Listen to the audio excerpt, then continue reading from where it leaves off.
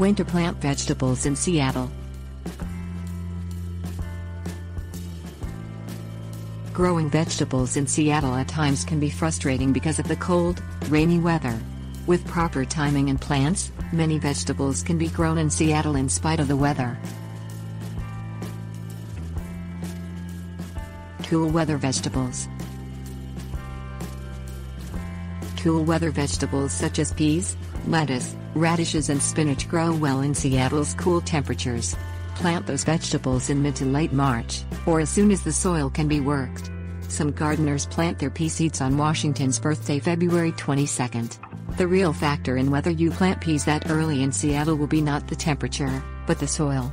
As long as the ground isn't soggy, it is acceptable to plant peas on February 22nd. Given all the rain and typically heavy soils in Seattle, it may take until March for the soil to dry out enough for peas, which will rot in cold, wet soil.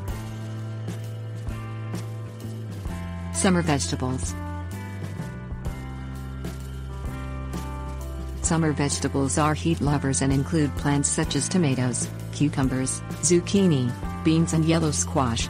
Summer temperatures in Seattle are not ideal for these vegetables, but it is still possible to grow them with a little extra planning.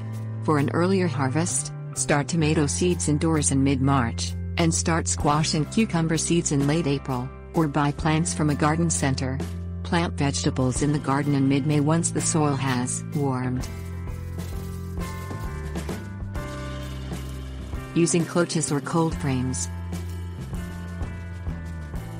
Cloches or cold frames can help extend vegetable growing by 1 to 2 weeks. Cloches or cold frames are especially helpful in Seattle when starting heat-loving plants such as tomatoes and squash. Even with these measures, the growing season for summer vegetables in Seattle is brief, so grow short season or early varieties of tomato plants such as Early Girl.